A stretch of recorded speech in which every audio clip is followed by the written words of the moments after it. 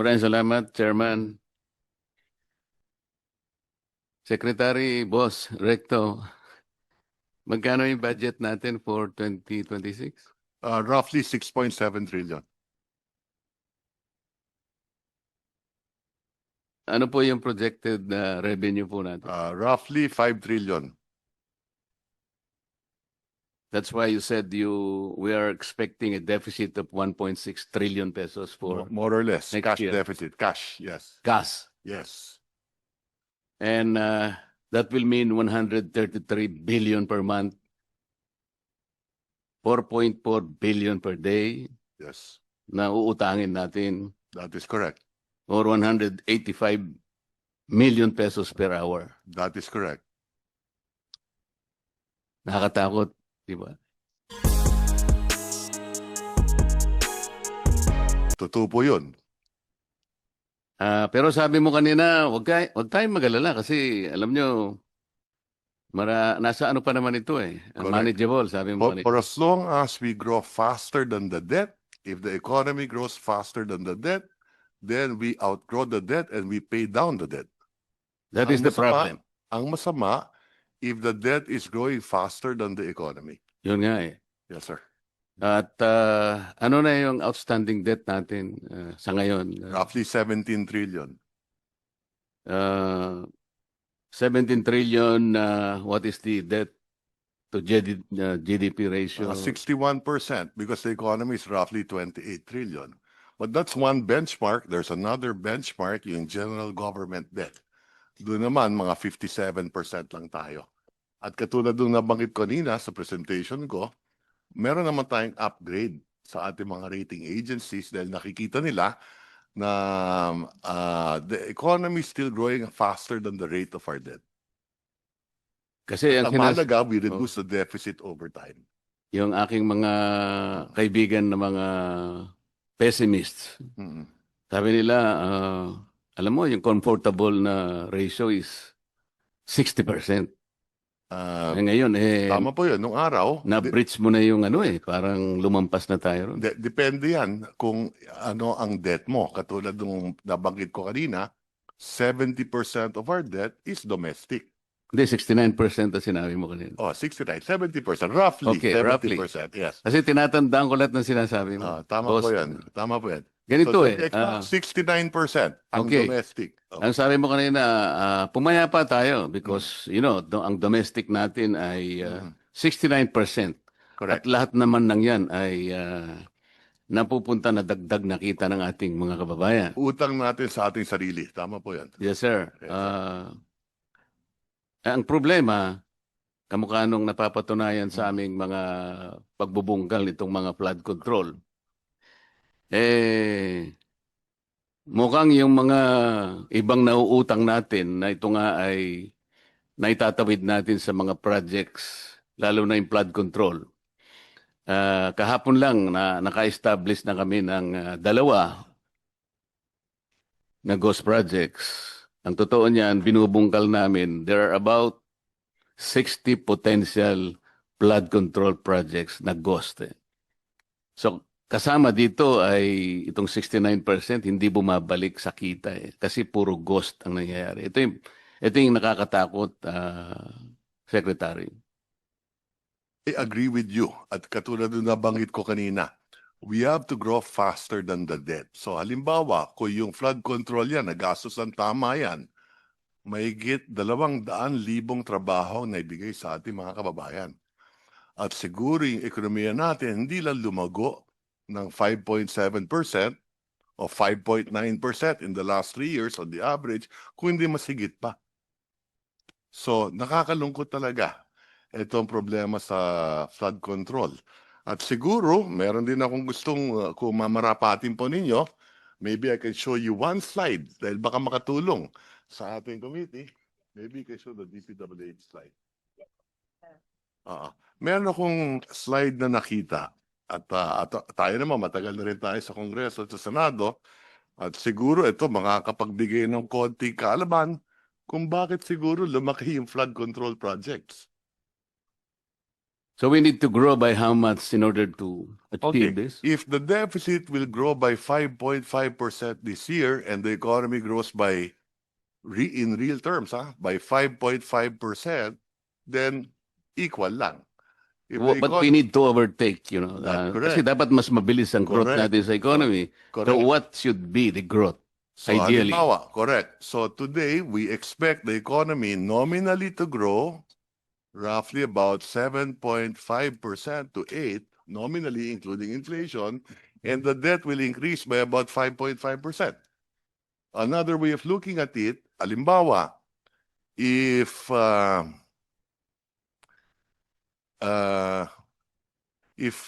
interest rates are at 6% pag umutang ka, and inflation is at 3, your real cost of money is 3. Yes. If the economy grows by 6, panalo ka ng 3. Kaya nga, yung 7.3 Yes. must be achieved na growth natin sa economy. Anything higher than the rate of debt, At the very least, It's positive. 7.5. anything higher than the rate of debt, the increase in the rate of debt is positive. But ideally, we need to grow at 7.5 para lang. Ideally, if we could grow faster than that, even better. No, kasama ng nominal yun, Oo, nominal yun. Apa. Yung collection effort natin sa tax, Secretary, Yes. Apo. comparable ba yun dun sa collection effort ng mga Asian countries? A very good Kasi question. baka, That's correct. baka yun ang dapat nating tingnan. That's correct. Very Diba? good question. Yes, we do have a slide on that.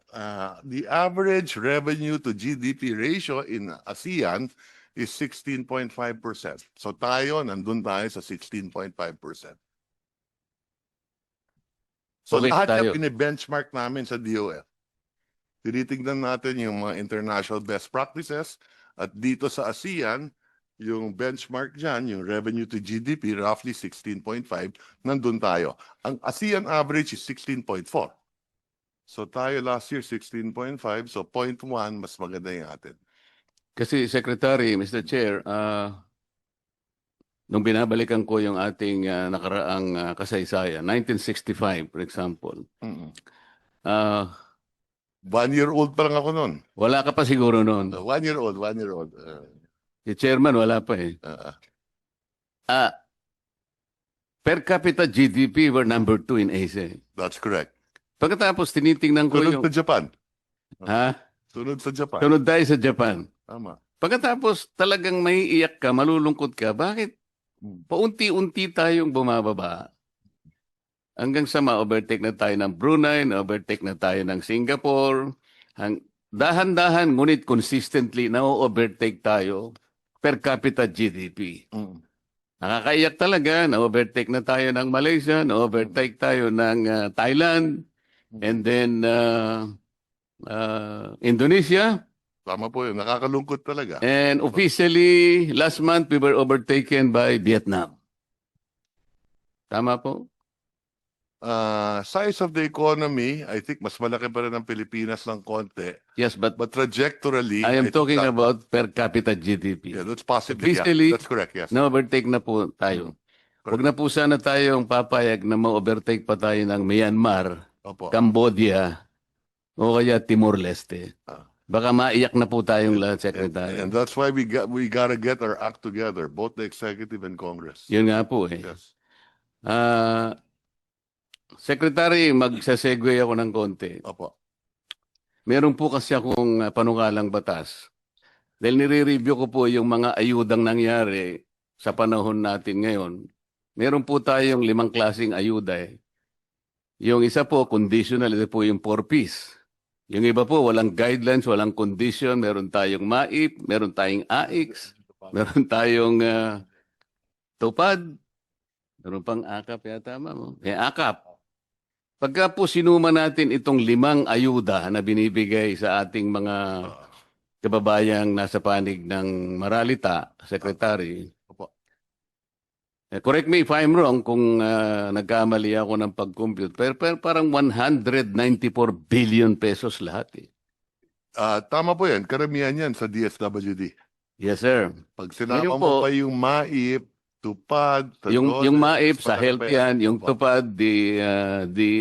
DOLE, Yes, yes. yung AIX, DSWD, and so on and That's so correct, forth. correct. 194 billion pesos. Ngunit wala pong record kung ilan po yung nabibigyan. Kasi naghanap po ako, nagtatanong-tanong, talagang hindi ko po ma-ascertain. Kung talagang yung 5 ayuda na yon ay napunta dun sa talagang dapat kapuntahan. Yeah. Ang iniisip ko po kasi, yung pinakamahirap nating segment sa population, numbering about 5.5 million households, or about 25 million to 27 million poor Filipinos. Sa estimate ko po, itong 5 na ito na kung ito'y naibigay talaga sa talagang targeted na sector, baka naging maligaya naman siguro. Pero dahil nga walang datos, kung talagang naibigay o hindi, nagpasya po ako na gumawa ng isang medyo may pagka-radical pero baka practical, baka sumang-ayon naman po kayo. Mm. Ang akin pong naisip, nakita ko po kasi yung napakataas po na presyo ng kuryente sa ating bansa.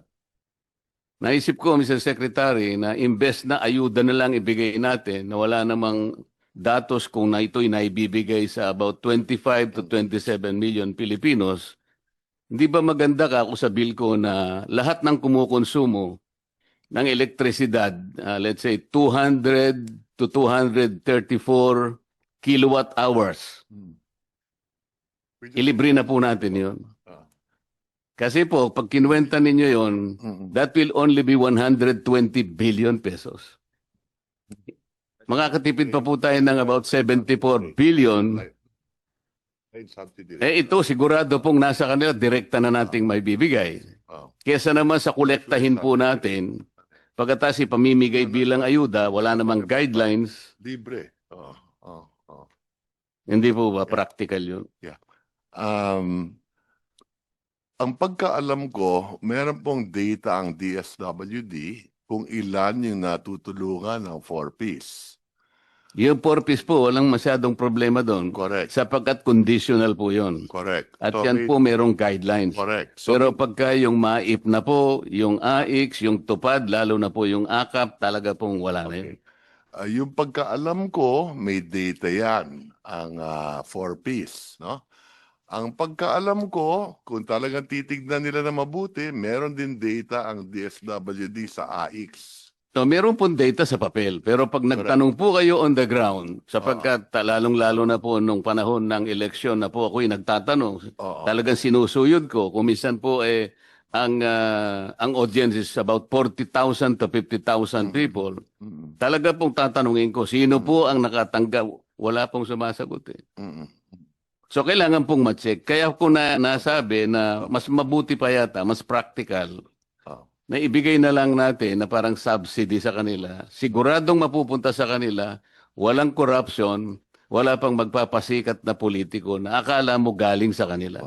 Ang alam ko rin, doon sa Lifeline subsidy, meron tayong pagka below 100 kilowatt hours ang gamit mo. Hindi po, Meron- 20 kilowatt hours lang ang nasa lifeline po. Ulitin ko Hindi lang. po 120. Yeah, ulitin ko lang. Pagka 71 to 100 kilowatt hours, may diskwento ng 20%. Pag 0 to 20 kilowatt hours, 100% libre. Pagka 21 to 50, 50%. Pagka 51 to 70 kilowatt hours, 35%. Kabisado ko po yung secretary, laderize po yan. Katapos-tapusan po, ang lifeline, Yes. 20 kilowatt hours. That's Parang ang isang bahay nagsindi ng ilaw isang araw, yung 29 days, hindi na siya Pero gagamit. ang pagkaalam ko dito, hindi napapatupad to. Hindi nga po. Kaya nga, ang gusto ko lang pong sagutin ninyo, mas practical po ba yung iniisip ko na invest na po ayuda na wala naman po talagang malinaw kung talagang ito'y kinapupuntahan talaga ng targeted sector. Doon na lang natin ibase kasi po. Kaya ako binanggit ito, ako sang-ayon ako na dapat patuparin natin to at kung kinakailangan, i-adjust natin na mas mataas. Ayun, akala ko kasi ko kontra ka kanina, Hindi, Secretary. sang-ayon nga ako eh. At dadagdagan mo pa pala. Ayan. Kasi rine-review na rin namin to ngayon dahil Salamat alam po. namin na hindi napapatupad. Salamat po. Opo. Ngayon, kay Secretary Pangandaman, I miss you yesterday. Kasi ikaw ang inihintay ko eh. Kaya lang nandito po kayo, kaya Pero sila po nandoon po sir. pinatawad ko na kayo. Si Mr. Toledo nandun eh. Oo. Pero kagaya po ng tinatanong ng mga kasama ko, tama lahat yun eh. Kasi po ang una kong initial na datos na hiningi ko sa inyo, yung diferensya ng NEP at saka nung GAA, talaga pong napakalaki ng diferensya. Ang itatanong ko na lang sa inyo, ba't basta kayo pumapayag ba? Kasi nung ibigay po ninyo yung mga NEP ceilings po, for example, DPWH na lang, may target po kayo eh. Kasi katulad po nitong 6.7 trillion, hindi naman po ito mare-record ng ganitong-ganito nang hindi pinag-usapan. May interagency po kayo eh. Sa mga kapatid, may mga parameters po dito. Maaring ito pong 6.7 trillion na to talagang nakaakma doon sa mga directions na gusto nating gawin. Halimbawa, dito sa 6.7 trillion na to, sabi ni Secretary Balisagan, we will be able to liberate at least 800,000 poor people this year. Kunwari, ganun po ano. Ngayon, madi-displace, ma-upset ngayon yung ano sapagkat kumuha ang program, kumuha sa ganito. Tama naman po yung mga nauna kong kasamang nagtanong. Kailangan may vetting procedure. Do not accept this parang submissions ng isang agency, parang gospel truth. Sayang po eh. Nawawalan lang ng katuturan. Lahat po ng ating directions, lahat po ng targeted natin, mga economic indicators, papunta nga po sa gusto natin, we need to grow at 7.5%, sabi natin, para lang malampasan natin yung deficit natin, yung utang natin, maunahan natin, makapagpundar tayo ng mas maraming pangkabuhayan para kahit nangungutang tayo, natatakpan nating lahat. Lahat po ng ito na upset, nasisira because bigla na lang isisingit si ganito. Isipin mo isang congressman, malalaman niya, paano niya ma-access yung program? Hindi naman niya kayang gawin yun. Yun po yung aming mga gusto lamang sanang makitang reforma sa ano natin. Kaya ako po ganun na nagsimula ako sa paghingi noon. Gusto naming makita, sino-sino po ba yung mga makakapangyarihang mga tao na yun na sila lamang ang may karapatang bumulong para, ibahin mo yan. Bakit po sa Congress? Nagtagal po ako ron eh. Pagkatapos naming magdebate ng 3 buwan, parang formalidad na lang, Mr. Chair. Eh di may mga adjustment na, ano po, bago isubmit bago maging HGAB. Magkikreate sila ng small committee. 3 lang sila. Hindi na namin alam po. Sana ma'am, nandun ka pa. Huwag kang pumayag habang nag-uusap sila. Nakabantay ka ro. Hindi nyo pwedeng gawin naman yan. Sobra naman yan. Parang ginagawa naman ninyo akong kengkoy dito. Ito yung ginawa namin because we're supposed to target all this. Meron kaming mandato sa ating 3 tao lang kayo, iibahin ninyo, i-reconfigure nyo lahat ito. Hindi ba ma'am yun ang Kung pwede lang po sana. papwedehin natin. Hindi po pwedeng, Sige po. gano'n. Bakit di ba natin pwedeng gano'n? Nakabantay ka lang doon. Halimbawa, nag-PICAM. Nakabantay ka sa PICAM. Hindi ka naman magpa-participate pero tinitingnan mo sila. Hindi ba? Point Ken, Hindi Senator. papapasukin. Si chairman, siguradong papapasukin ka. Sige po. Basta po papuntayin niyo po ako po. I will attend po, Mr. Chair. Salamat po. Secretary Balisagan, in-improve mo yung food, anong tawag mo ron? Poverty threshold, Hindi, yung sa pagkain eh, sabi mo. food threshold. From 11-something thousand, naging ginawa mong 13,873, di ba? Hanggang sa 2023 lang ho yan. That will still be adjusted upward to account for inflation. Since So itong estimate mo is only good for hanggang 2023. ito yung kasi yung current monthly adjusted. O 25 na tayo. Bakit, nga ho. bakit ang binibigay mong dated 2 years ago? O nga, i-adjust pa nga namin ito to account for inflation. Kaya it will be higher than the 13,873. So just as to Yun po yung head gusto kong expiries. itanong sa inyo. Yung 13,873. Ano po to? Deflated na to o hindi? Inflated na hindi. It at pesos in 2023 ho kasi yung last number natin was 2023 kaya yung old number Ano yung base year nyo? 2023 ho. 2023. So this is already not nominal, it is deflated. Well, yeah, that's why we want to adjust that for Yun nga, 2025. even if we hold this as correct, Yeah. bali 462 pesos per day. Ito yung pagkain po ng isang pamilya. Ang assumption po ba natin is a family is composed of 5 members? Members ho. Okay. So 5 yung dalawang mag-asawa, 3 anak. 462 pesos ang budget nila sa pagkain. Sa mga tweed, ang agahan nila is worth 154 pesos. Ang lunch is worth 154 pesos. Ganun din ang dinner. Is this realistic? The interagency committee ho na these are composed of Okay lang po yung interagency, pero paano po ninyo? realistic ho naman ho sir kasi those were determined by the Department of Health, the Department of the Food and Nutrition Research Institute. Sila yung So, po ano pong nutritious food ang ipakakain natin? 154 pesos ang budget para sa tanghalian ng 5 tao. meron silang menu ho na and then these are kasi priced at the most at the local level ho at saka yung the source of the nutrients are sa mga locally available source. Alam, So hindi yung binibili sa SMO or restaurants ho yung ang assumption po kasi natin, accessible po yung sinasabi ninyo na combination Palagay po ba ninyo ganun kakadali yun? Kung halimbawa po ang nandito sa ating kapulungan ngayon, mga ina ng tahanan, baka magagalit po sila Ano po ba yung sinasabi ninyo? Sabi, 154 pesos? Pakakainin ko yung pamilya ko. Saan ko kukunin ito? Hindi po accessible, hindi readily available. Because the country is not food secure. Hindi kagaya po ng Singapore na ang Singapore wala siyang agriculture. But any time of the day, anong klaseng pagkain ang gusto niya? Anong lasa ang gusto niya? Ilang nutrients na available yon? That's the problem there.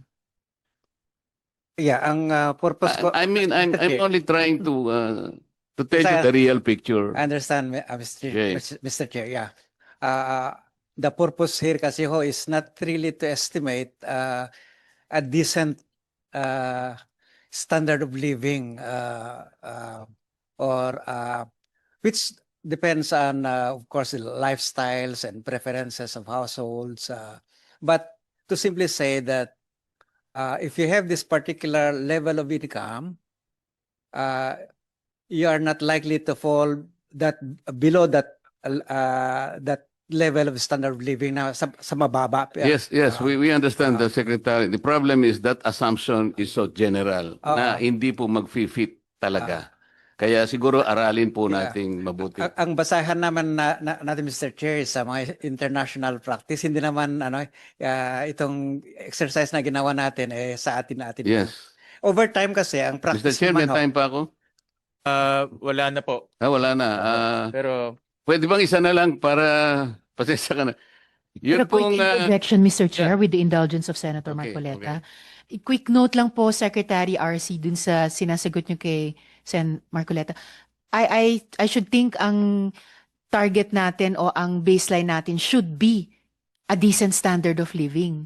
Opo, na hindi lang peg sa kung ano yung minimum wage ngayon or what, but totoo po, a decent standard of living. Yun lang po. I was very struck kasi by yung isang sinabi nyo po. And then let's peg the rest of our budget assumptions and targets and actual appropriations to that. Salamat, Mr. Chair at Senator Marcoleta. thank you. Yeah, go Isa ahead. na lang, Mr. Chair. Sige po. Sa 2026 po, Secretary, ang LGUs po ay magkakaroon ng 1.35 trillion share po sa kanilang, yung NATA po, hindi ba? This is about 13% increase. Tama po, ano? Ang problema po nito, parang sa papel, masayang-masaya po yung ano eh. Kaya lang kung di po ako nagkakamali, merong executive order, I don't know, parang 130 na para ma-avail ng LGU po yung additional na NATA. Dati IRA sa kanila yon. They have to comply with total devolution. Kung alimbawa, kamukha ng Valenzuela, sasabihin ni Mayor West, hindi ko na tatanggapin ng konting bariyang idadagdag mo sa akin if I need to be. Isipin nyo sa iba pong mga barangay na malilito, kaya munisipyo. For example, even a communal irrigation, siya na. O ikaw na kanya mag-finance ng ospital mo, total, meron ka naman. Tatanggihan po nila yon kasi mas lalo po silang mahihirapan kung madidevolve. Sana merong transition. Capacitate them first. Let's say 2 or 3 years or even 5 years. Ngayon, pag okay ka na, boss devolve ka na. Ikaw na dito. Baka po mangyari, di ba, Madam DBM? Thank you. Tama po, Mr. Chair, meron pong transition plan na base po yun sa pag-aaral ng NEDA po ni Secretary R.C. Balisacan. Na-present na rin po niya yung result. Kinakailangan po ng transition plan at saka yung capacity building sa ating mga local government units at karagdagang support po dun sa mga lagging, yung talagang hindi po kaya ng full devolution. Hinihintay lang po natin yung executive amendment dun sa executive order na nabanggit niyo po kanina para magkaroon po tayong transition, Mr. Chair. Sige, salamat po. At saka sa susunod naming hearing, sana po nandun na kayo. Mas gusto ko po kayo kaysa kay Mr. Toledo. Mr. Chair, salamat po. Basta masarap raw pagkain sa Blue Ribbon, Chairman. Next is Senator Hontiveros.